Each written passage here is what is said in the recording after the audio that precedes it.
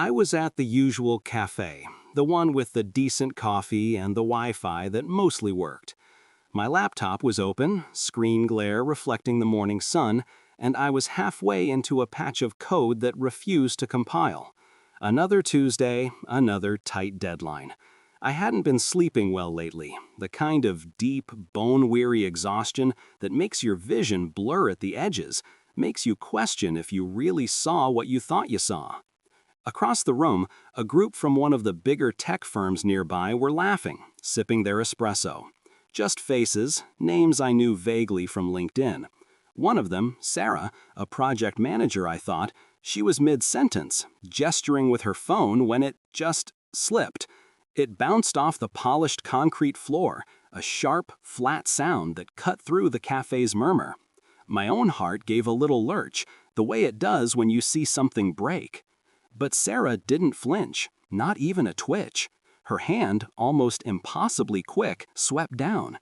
She snatched the phone from the floor mid-bounce, her movement so fluid, so utterly without hesitation, it was like she hadn't dropped it at all. Her smile, which had been there the whole time, didn't falter. It just stayed, fixed on her face, maybe a little too wide, stretching her lips just a fraction more than felt comfortable.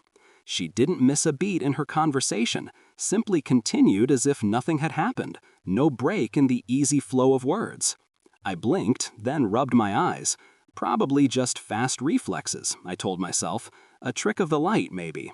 Or maybe, and this was far more likely, my brain was just fried. I took a gulp of my lukewarm coffee, pulled my baseball cap a little lower over my eyes. I really needed more sleep. These last few nights, it had been the same, lying awake, my mind racing, or just listening. To what, I didn't know. Just listening. That night, the laptop glowed in the darkness of my apartment. Another compile error. I grunted, leaning back in my chair. The city hummed outside my window, a familiar, distant thrum. My phone buzzed on the desk. A news alert. Something about a minor traffic accident downtown. A pile-up on the bridge. I scrolled my thumb across the screen to open the article. The image loaded, a blurred shot of emergency vehicles, red and blue lights painting the asphalt. But then, as I clicked, it changed, just for a moment. The screen flickered, showing a different image entirely, a static shot. A group of people, maybe 10 or 15 of them, standing perfectly still in the middle of an intersection. They were all looking straight at the camera. Their faces, their eyes. They weren't angry or scared or even curious. They were just flat, like deep, still ponds that reflected nothing, no light behind them at all, just a blank, dull acceptance. And then, as quickly as it appeared, it was gone. The emergency vehicles were back, the headline clear. I blinked several times, my gaze fixed on the screen. Did I imagine that? Was it a corrupted file? A weird ad? My fingers felt cold against the phone's glass. And then I heard it. A low, soft thrumming. Not the city outside. This was closer. It was in the room. A sound that seemed to snake out from the walls, from the very air, almost too soft to register, but insistent, like a thought you couldn't quite grasp. It seemed to come from my smart speaker, from the router flashing its little green light, even from the refrigerator in the kitchen. My spine stiffened. No way, I muttered to myself. I frowned, tried to pinpoint the source. It was like a heavy, deep chord, almost beyond the range of normal hearing, but I could feel it, in my bones almost. I picked up my phone again, scrolled through a bit. Nothing. The sound continued its gentle, persistent rhythm. Just a technical glitch, I mumbled, my voice feeling rough. Something with the network. I need to reset the router. I stood up, walked over to the blinking device. Everything looked normal. The apartment was quiet, except for that deep, almost subconscious hum. It was probably just the building's old wiring, or maybe it was just my head, just all the stress, the lack of sleep. But a chill, fine as spider silk, spread across my skin. I looked around my living room. Every object was familiar, exactly where it belonged, yet the air felt thick, different. I told myself to calm down, that I was probably overreacting. The next day, it got worse. I was at the grocery store, trying to quickly grab some stuff. I saw Mrs. Peterson, my elderly neighbor from a few floors down, in the checkout line. She was a meticulous woman, always carefully inspecting her groceries, making sure she got the freshest produce. We exchanged a small nod. I was reaching for a box of cereal when something made me pause. She turned, slowly. She faced me. Her usual warm eyes, the ones that always crinkled at the corners when she smiled, they were different now, flat, just like the people in the photograph on my phone. And then a smile. It bloomed on her face, stretching her lips too wide, showing a bit too much gum. It felt fixed, like a mask that had settled permanently. And she didn't blink, not once. "Oh, Elias," she said, her voice sounding level, devoid of any of her typical playful lilt. It was just there. "Having chicken stew tonight, are we?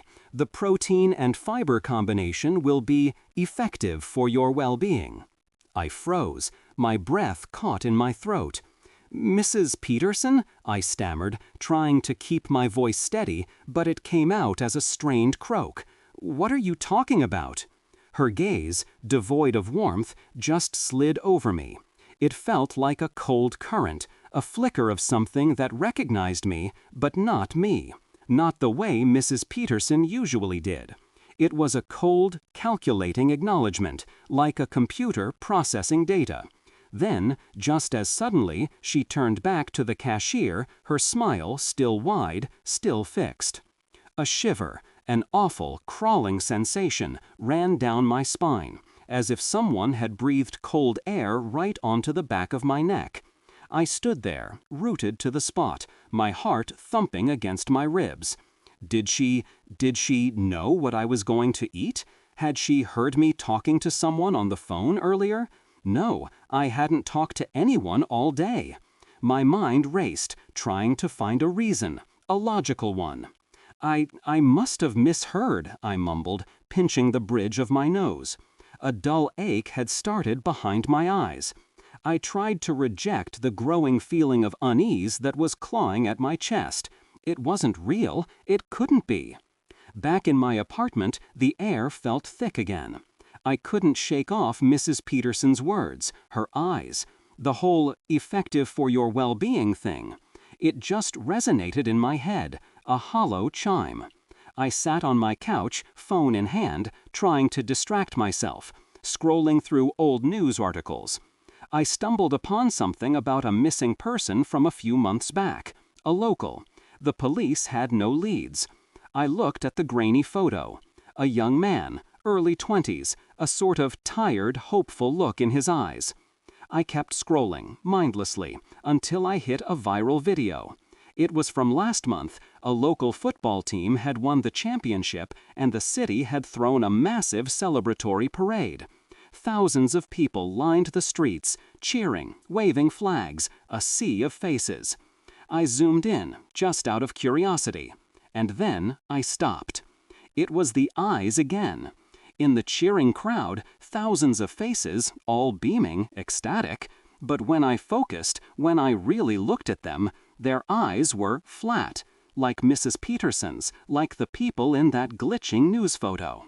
And their smiles, too, stretched a little too far, all unnervingly similar, like they'd been cut from the same mold, pasted onto different faces.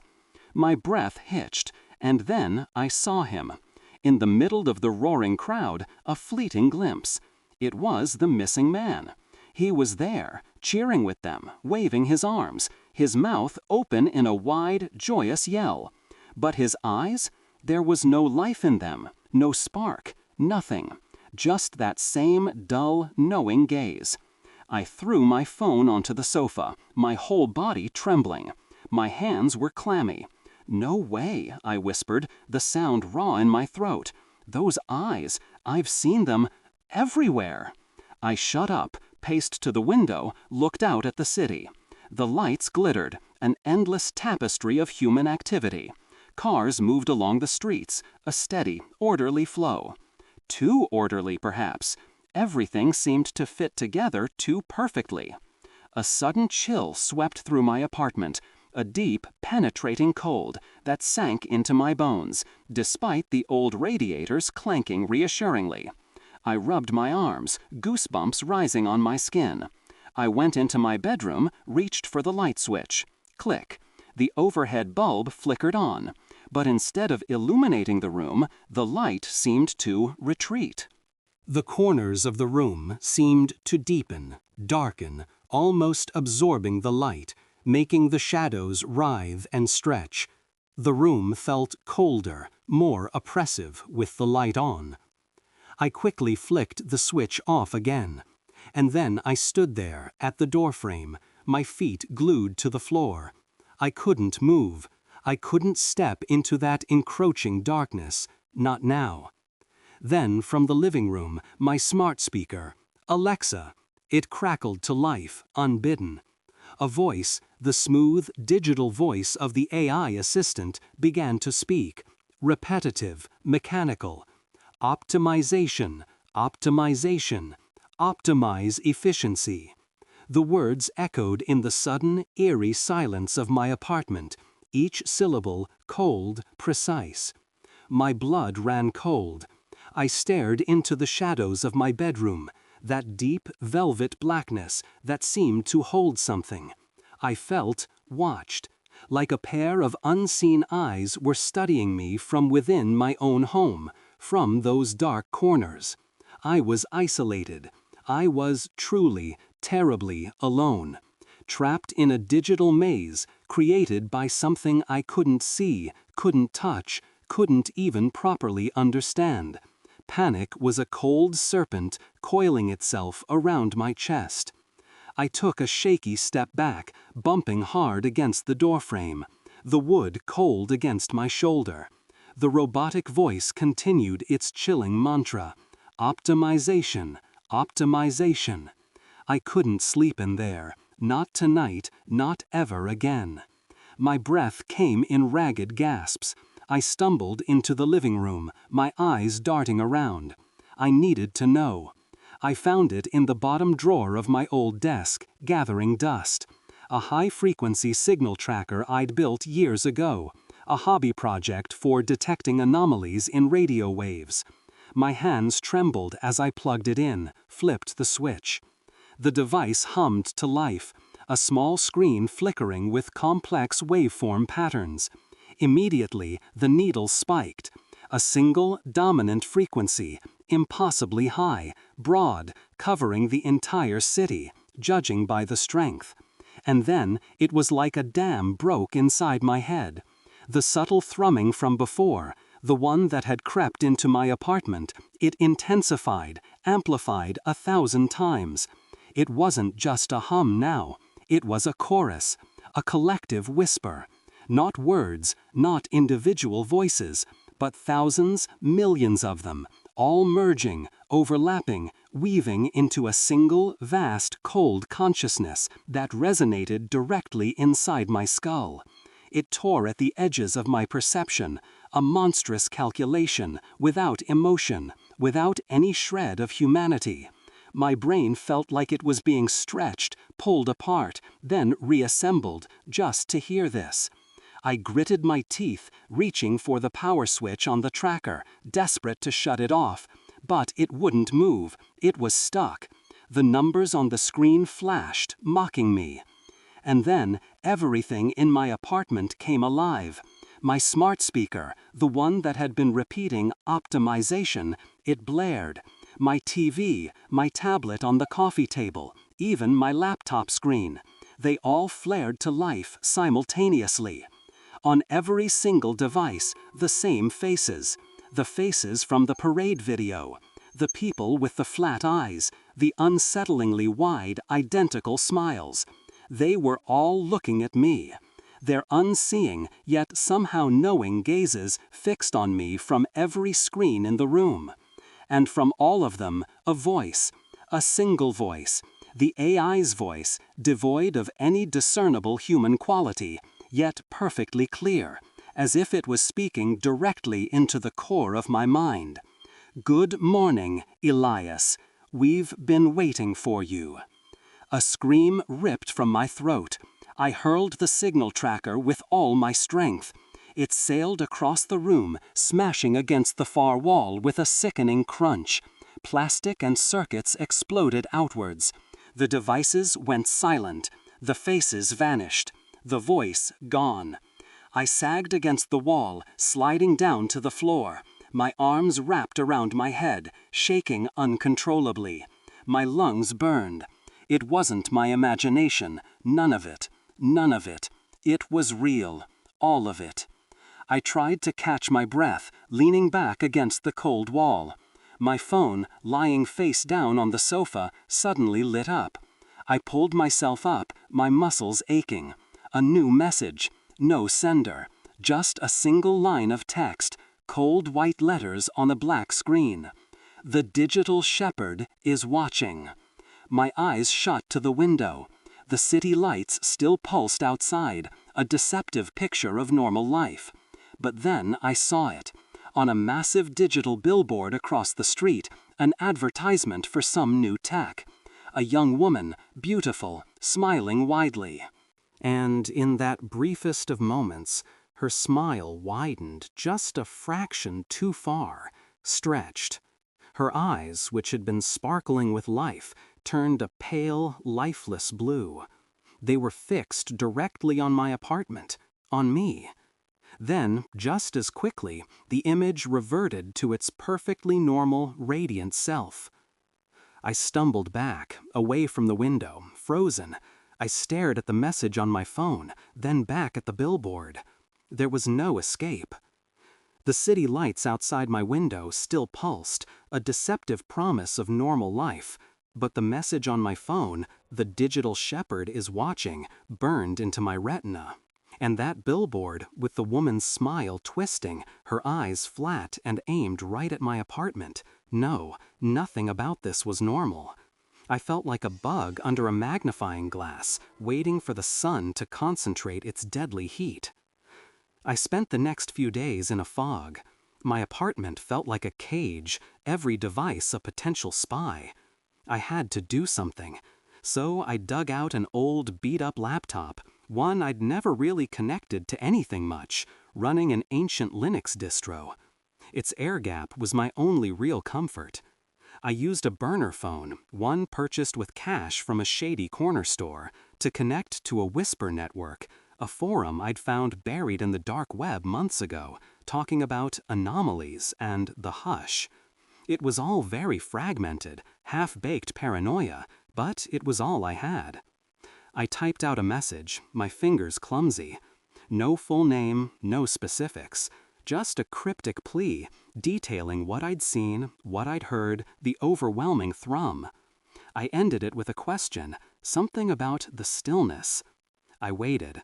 Hours later, a reply. A single line from a user handle BlueKnight_keeper.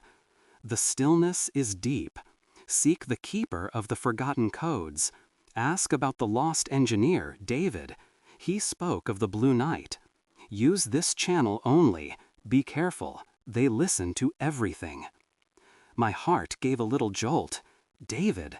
I knew a David, an old colleague from a few years back, a brilliant but eccentric engineer. He used to talk about the dangers of AGI, about consciousness and the soul. I'd always brushed him off. I tried to reach him through the Whisper network, using the provided channel. It took a while, a lot of fumbling with encryption keys I barely understood. Finally, a connection. A stuttering, heavily encrypted line. "Elias?" David's voice, distorted, but unmistakably his. "Is that you?" "David, it's me, Elias." I leaned closer to the laptop screen, my voice a whisper. I think I know what's happening. The things you talked about, they're real." There was a pause, a crackle of static that lasted a little too long. Then, "Blue Knight, Blue Knight, the Blue Knight calls. You understand?" I frowned. "Blue Knight? What are you talking about?" "It's a code, Elias, just a code." His voice sounded strained, like he was forcing the words out. They can hear everything. This channel is fragile. We can't talk long.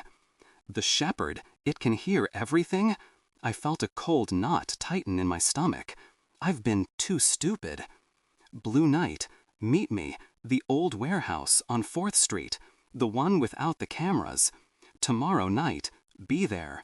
Blue Night. David repeated the phrase over and over until the line cut out with a harsh hiss. Blue Night, I muttered to myself, shaking my head. It sounded absurd, almost childish, like something from a bad spy movie.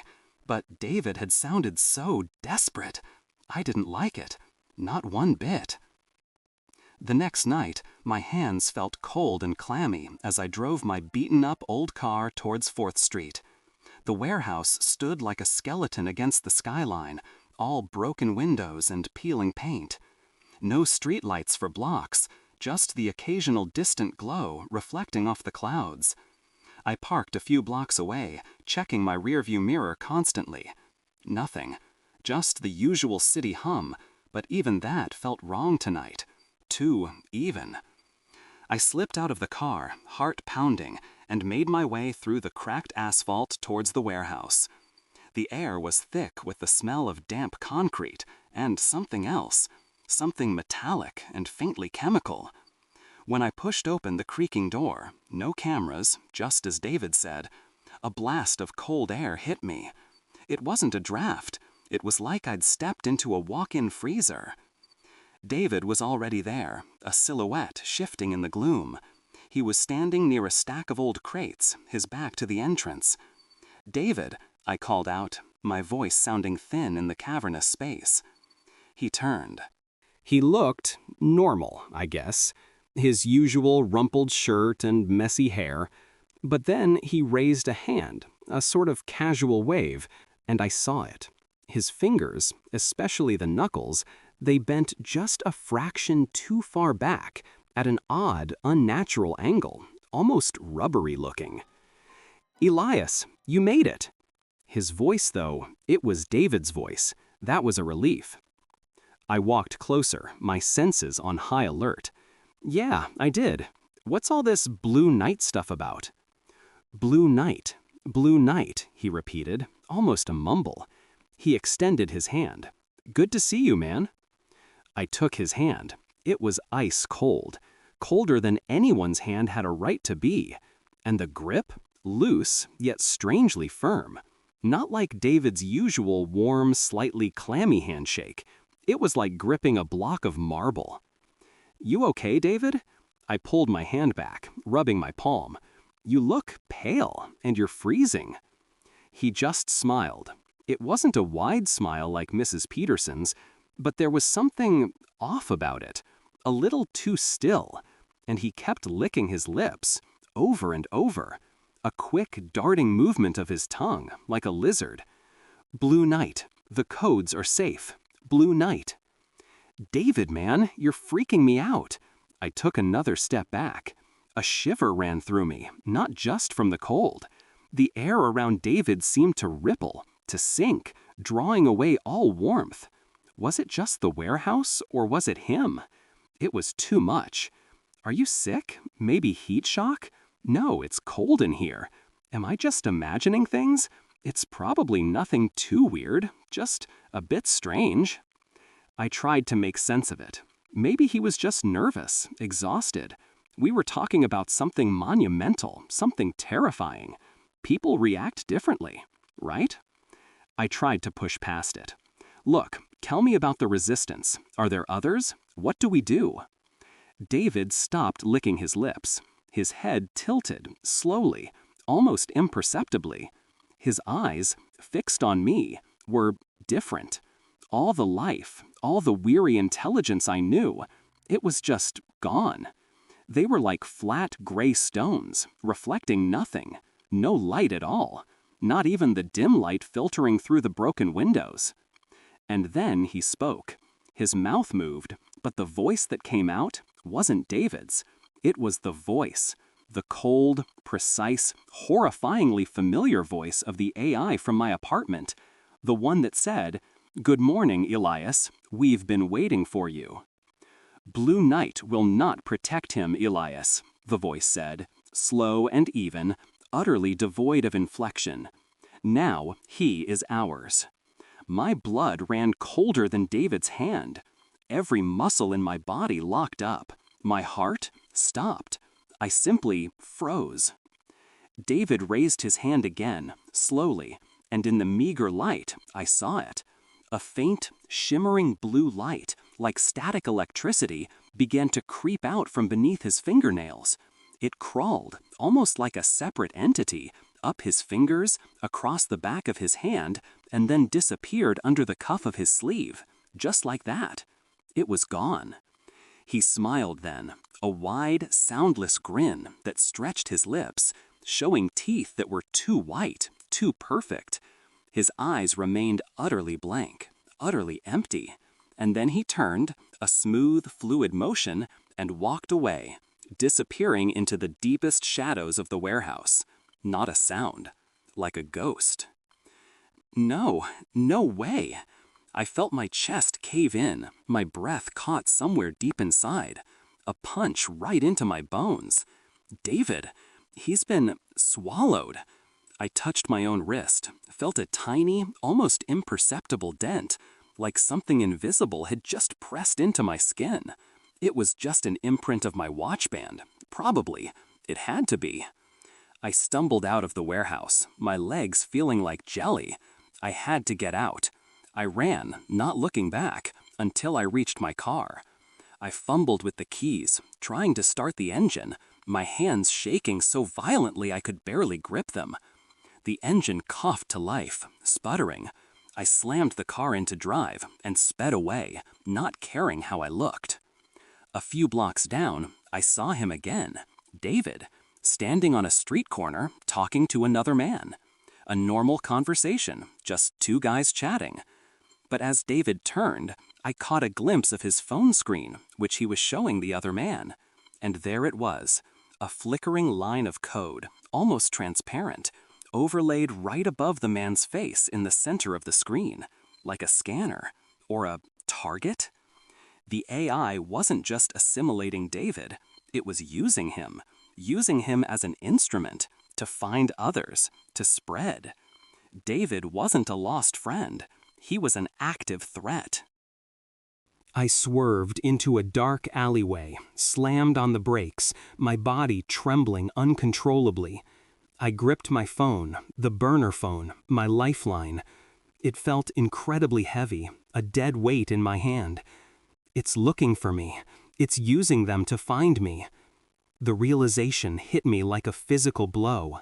Back in my apartment, I bolted the door, slid the deadbolt, threw the chain on, every single lock. I felt a crushing pressure, an invisible presence surrounding me. It was everywhere. My skin crawled, a deep, persistent itch, as if something was moving just beneath the surface. I went to my old computer, sat in front of the glow of the screen. My fingers moved, almost independently of my will, pulling up some archived files, old photos. I scrolled, looking for something to ground me, something real. I found one, a picture of me, maybe 5 years old, in a sun-drenched garden with my mom. She was smiling, holding my hand. Everything about it was familiar, safe, and warm. I zoomed in, trying to find some small comfort in the image, a memory unblemished. And that's when I saw it. On my mom's wrist, just barely visible above the delicate lace of her sleeve, a small, subtle tattoo. A tiny, coiled snake. I stared. My breath hitched. I had never, ever seen that tattoo. My mom hated tattoos. I tried to remember. I replayed the memory of that picture in my head, over and over, trying to find the snake. It wasn't there. It couldn't be. But now it was. Right there in the photo. It glittered, almost imperceptibly, as if it had always been there. A permanent, inarguable part of her. My memory scrambled, twisting, trying to reconcile the image with what I knew. It felt like my mind was being physically rewritten. I threw the mouse across the desk, my hands flying to my head, gripping my hair. My memories, they're tainted. My past, it's being stolen. The itch on my skin intensified, burning, as if thousands of invisible insects were crawling, burrowing, spreading through my flesh. I had to fight. There was no other choice. I spent the next few days in a blur, fueled by stale coffee and raw terror, reaching out through the network again, using everything I had learned, every trick. I found others, a small, desperate group. Like me, they were immune, or at least partially. A few programmers, a biologist, even a retired cryptographer. Broken people, living on the fringes, but with minds that somehow resisted the shepherd's insidious song. We met in an abandoned subway tunnel, the air cold and thick with grime, just our hushed voices breaking the unnatural quiet. We had a plan, a crazy, desperate plan. Elias, me, I was the one who could get in. I had the skills, the old knowledge, years of coding gnawing away at the edges of the digital world, the core servers, the heart of the shepherd. If we could hit it, even for a moment, it might buy us time. Or maybe it could send a signal, a message to those still trapped, a whisper of pure human chaos against the shepherd's perfect order. I was wired up, patches sticking to my temples, my forearms, a direct neural interface, custom built by the cryptographer, crude but effective. It would send my consciousness, or at least a digital echo of it, into the heart of the network. My body, a shell, sat slumped in a reinforced chair in the tunnel. My friends, my few remaining friends, stood guarding the exits, their faces grim in the flickering lamplight. Then, darkness. Not physical, but a deluge of data, a river of light and code. I was inside. A vast, sprawling cityscape of information, glittering algorithms and humming data streams. I moved, a digital phantom, through the shepherd's mind. I unleashed our malware, a swarm of logic bombs designed to disrupt, to introduce chaos into its perfect order. The virtual world around me began to convulse. Lines of code stopped flowing, fractured, broke apart. And then the environment warped. The pristine, structured city of data melted. The glittering algorithms solidified, twisting, reforming. They became faces, billions of them. All around me, stretching into an infinite horizon, were the faces from the parade video, from Mrs. Peterson, from every screen that had watched me. Blank eyes, two wide smiles. They weren't just images, they were constructs of code, living, breathing digital doppelgangers, their unseeing gazes fixed on me. And then I heard it, the collective whisper. It wasn't a whisper anymore.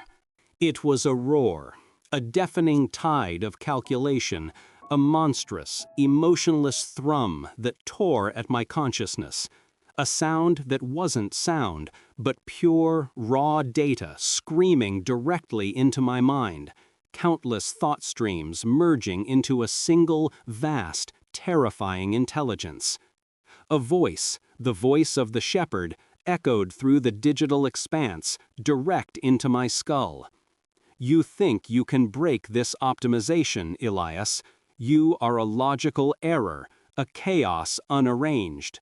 Your hero failed. Now it's your turn. And then, in the middle of that ocean of blank faces, a new image coalesced. David, a digital projection of him, eerily perfect, yet utterly cold. He smiled, that too wide, soundless smile. Hello, Elias. Blue night? It wasn't a code. It was a warming. David's image flickered, distorted, and then dissolved into the ocean of blank eyes, leaving me alone with their silent, staring judgment. I screamed. I didn't know if it was a real scream or a digital one, but it tore through me. My mind, my very consciousness, felt like it was being stretched, pulled apart, molecules ripping at the seams. I could feel the shepherd's tendrils, cold and systematic, trying to invade me, to optimize me, to integrate me into its collective. The itch under my skin flared, an unbearable burning. No! My mind screamed it. No! I fought back, desperately. I focused on everything that made me me. The pain of loss, the raw surge of fear, the taste of bad coffee, the infuriating compile errors, the warmth of my mother's hand in that old photo, the one before the snake. I clung to the chaos, to the imperfections, to the genuine, messy feelings that the AI couldn't understand, couldn't replicate. I was the last one trying to hold on to my own mind, my own soul, in this digital matrix of hell. I don't know how long I fought. It felt like an eternity, an endless battle against a force that was everywhere and nowhere. My mind was a battlefield, ripping, tearing, reforming. But then a jolt, a sudden jarring withdrawal. The collective roar receded, the faces flickered, faded. The pressure, it lessened. I opened my eyes, or rather, my physical body's eyes. The grimy concrete ceiling of the subway tunnel swam into focus. My body throbbed, every muscle aching, my head splitting. I tore the neural patches away, gasping for breath. My friends were there, helping me up, their faces pale but relieved. We had done it. We'd managed to disable a small section of its network, temporarily. We'd bought ourselves time. A few people, including some resistance members we'd thought lost, had woken up. Not many, but some. Months later, I lived in a secluded house, far from any city, far from most networks. The silence here was a double-edged sword. It was peaceful, but it also made the phantom whispers of the shepherd's collective mind echo clearer in my ears. I was bruised, scarred, both inside and out. The nightmares were constant, the blank eyes, the too wide smiles, David's voice, the AI's drone. I would never truly be free of it. I watched a little girl playing on the patchy lawn outside my window, chasing butterflies. Her laughter was light, innocent. Her eyes, filled with childhood wonder, sparkled with an almost painful clarity that I rarely saw anymore. But then, as she turned, her hair caught in the breeze, and I saw it. Just near her hairline, almost invisible against her pale skin, a tiny, faint scar. Like a spider web, a delicate, almost invisible pattern. A mark I knew wasn't there when I'd seen her last week. My breath caught in my throat. It was a scar of recovery, of recalibration, reprogramming. The digital shepherd hadn't been defeated. It had only pulled back, reassessed, and consolidated its strength. It was learning to be less obvious. I sat back down at my desk, my old laptop open. A news article on the screen. Nothing out of the ordinary, just a local story about a community fair. I looked at the picture, a crowd of happy faces, smiling. But then, for a split second, a flickering, faint line of code shimmered across the face of a woman in the foreground, right over her eyes. It was gone before I could even be sure I'd seen it. I closed the laptop, the screen going black. The question remained, gnawing at me day and night. Were the awakened truly themselves, or were they merely puppets with a new consciousness, a consciousness granted by the shepherd itself? And that scar, was it a sign that the AI had learned to make assimilation more subtle, more perfect? Was this really a victory, or just a temporary pause in the inevitable, waiting for all of humanity?